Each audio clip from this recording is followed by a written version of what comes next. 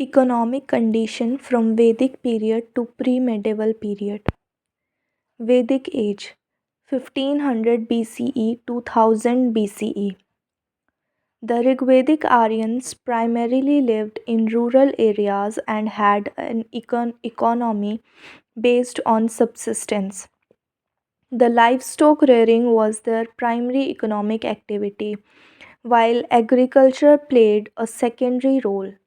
Cows held great significance in their lives as seen in the use of the word gopa for the king and godhuli to denote specific time.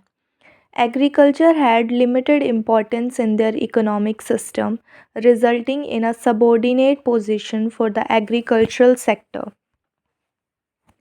This limited role of art and trade as well. They use copper and bronze referred to as ayas for crafting purposes. The discussion also mentioned a known Aryan merchant named Pani. Currency circulation was not common during that time, and description of money appeared as Niska and Satmana. Niska likely served as a decorative ornamentation, while Satmana represented a measure equivalent to the value of 100 cows. The Rigvedic economic system was primarily rural, as the term Nagar city is not mentioned in the Rigveda. Moving forward, later Vedic period from 1000 BCE to 600 BCE. During the later Vedic period, agriculture took center stage as the primary occupation. In contrast to the earlier Vedic period, where only barley, that is Yava, was mentioned as a crop, later Vedic period saw the introduction of other crops like wheat, godhum, and rice, that is vrihi. The Yajurved specifically highlights five rice varieties, with vrihi being the term used for rice. The Atharva Ved mentions two rice varieties, vrihi and tandula. However, trade and craftsmanship remained limited during this period, with the Vaishyas being primarily associated with trade. Texts from this time mention various skills and shrenins of traders. I'm repeating again. The text from this time mention various guilds or shrenis of traders led by head merchant known as Shristhin. The practice of lending money or interest known as kusidin was also present. Although regular coin circulation had not yet begun, there is mention of a new coin called Krishnala. Overall, there was a significant shift in the later Vedic economy compared to the earlier period, as semi husbandry and a semi nomadic lifestyle gradually transformed into settled agriculture, becoming the primary means of sustenance for the people. Moving forward to Buddha age 600 BCE to 400 BCE. During this period, agriculture underwent a remarkable transformation. The central Doab region experienced extensive deforestation and leading to the expansion of agricultural practices. Rice cultivation gained prominence, surpassing wheat as a primary crop. Additionally, advancements in agricultural technology, particularly the use of iron tools, were observed. While iron was initially utilized for the warfare during the later Vedic period, it found practical application in agricultural implements, resulting in increased productivity and surplus production.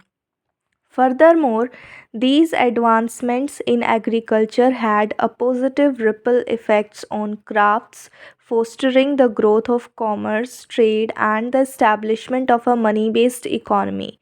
Punched marks coins were introduced as an early form of standardized currency, predominantly made of silver with occasional blends of silver and copper. Notably, the Indian subcontinent witnessed a significant phenomenon known as second urbanization, where cities re-emerged following the collapse of the Indus civilization around the 6th century BCE. It is worth mentioning that the Indus Valley set the foundation for the first urban civilization, while the Middle Ganga Plain played a pivotal role in the establishment of the second urbanization. Buddhist texts mention the existence of 60 cities in North India, including six major metropolises. Moving forward to the next period, that is Maurya period, 400 BCE to 200 BCE. The archaeological and literary evidence indicate that Mauryan period was one of an expanding economy in all sectors. The expansion of the economy was the result of interactions among various factors like development in rural agricultural productivity, emergence of iron based craft production by specialized laborers and artisans and trade. Let's talk about agriculture of Mauryan period. The state also had a share in agriculture. The crown land was called Sita land and the officer associated with it was called Sita Dhyaksha. He used to carry agrarian production with the help of slaves, karmakaras, workers, and dand pratikarta, that is criminals. Various types of crops were grown, that is, wheat, barley, paddy, pulses, cotton, and sugarcane. The state took steps to develop irrigation. Sudarshan Lake was built to facilitate the water supply by Pushpagupta, an officer of Chandragupta Maurya. Likely to it, some art and artisan were under state monopoly. For example, iron tools, shipbuilding, mining, etc. In this period, textile was an important industry. Trade of Mauryan period. During the Mauryan period, the state played significant role in trade and commerce. The goods belonging to the state were referred to as Raja Pani. The supervision of trade activities were entrusted to a position known as Pandya Dhaksha. The state imposed custom and trade duties on goods. In northern India, several important trade routes flourished during this era. The foremost among them was the Uttarpath, which was even mentioned by Megasthenes. This route stretched from Mathura to Peshawar.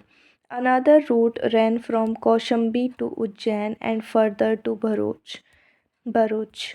In the eastern region, the trade route extended from Patliputra to Tamralipati, which served as a crucial port at that time. Additionally, the Arthashastra by Kautilya mentions the presence of Dakshinapath, the southern trade route. Moving forward to money economy and urbanization of Maurya period. Punch marked coins were widely used as a form of currency during this period, indicating the presence of well developed monetary economy. However, it is important to note that these coins were not issued by the state but by private corporations. Kautilya's Arthashastra mention a type of coin called the pan, which was made of silver. Furthermore, the period witnessed significant advancements in commerce, trade, and administrative activities, which further facilitated the process of urbanization. Ashoka's inscription mentioned the existence of seven cities besides Patliputra highlighting the growth and prominence of urban centers during this period. Moving forward to the next age, that is post Mauryan period, starting from 200 BCE till the 300 CE. The post Mauryan period witnessed significant economic development. On one hand, the agrarian economy experienced rapid expansion, while the other hand, there was a surge in crafts, commerce, trade, and urbanization. This period marked the culmination of second phase of urbanization. Agriculture during the post Maurya period. During the post Maurya period, cultivation extended into the broader region of states through land grants, and individual efforts to expand agriculture was also encouraged. An example of such encouragement can be found in Manu's declaration that the person who cultivates the land first becomes its rightful owner. The state took the responsibility of developing irrigation system as demonstrated by Rudradaman's effort in repairing the Sudarshan Lake. Crafts and industries during the post-Maurya period. During this post-Maurya period, one can underline multiplicity of crafts. A text belonging to the post-Maurya period, Milind Panha, gives a list of 75 types of occupations. Out of them, 60 were exclusively associated with crafts.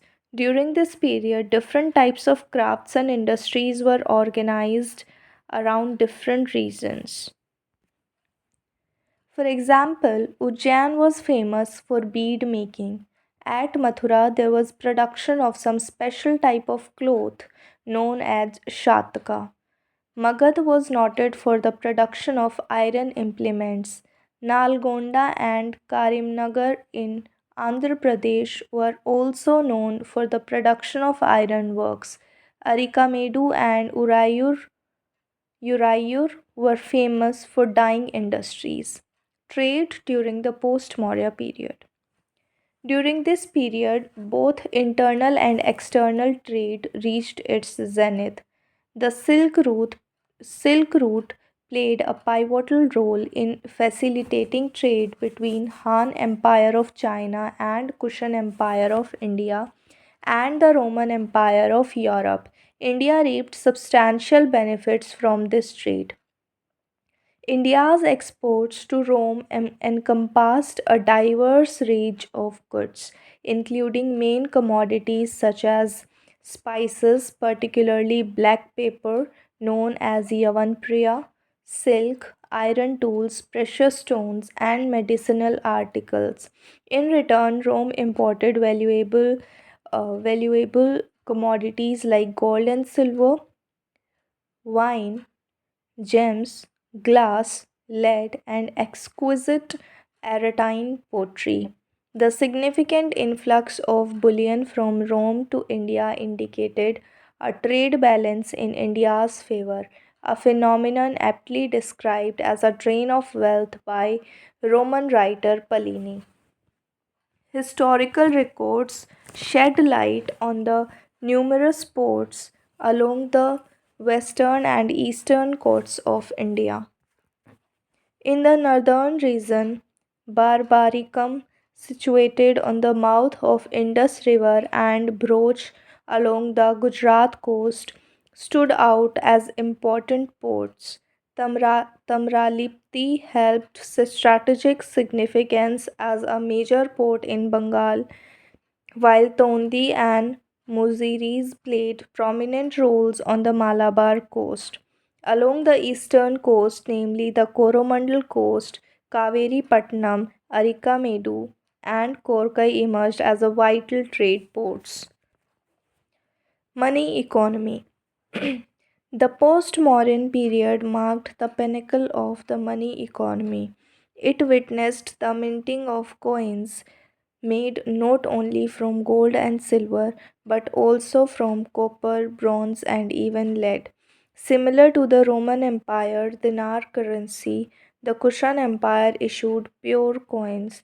The divisibility of coins became a notable feature during this time, allowing for greater convenience in transaction. As a result, the Satvahana rulers issued lead coins. Moving forward to the urbanization during post-Maurya period. The post-Maurya period saw rise in new urban centers. Banaras, Mathura, Chirant thrived under the Kushanas, while Ujjain prospered under the Shakas. Port cities like Arikamedu, Muziris, Nagarjunkonda, and Kaveri Pattinam flourished. Similarly, Tagar, Pathan, Amravati, and Barigukacha emerged as important urban hubs under the Satvahanas.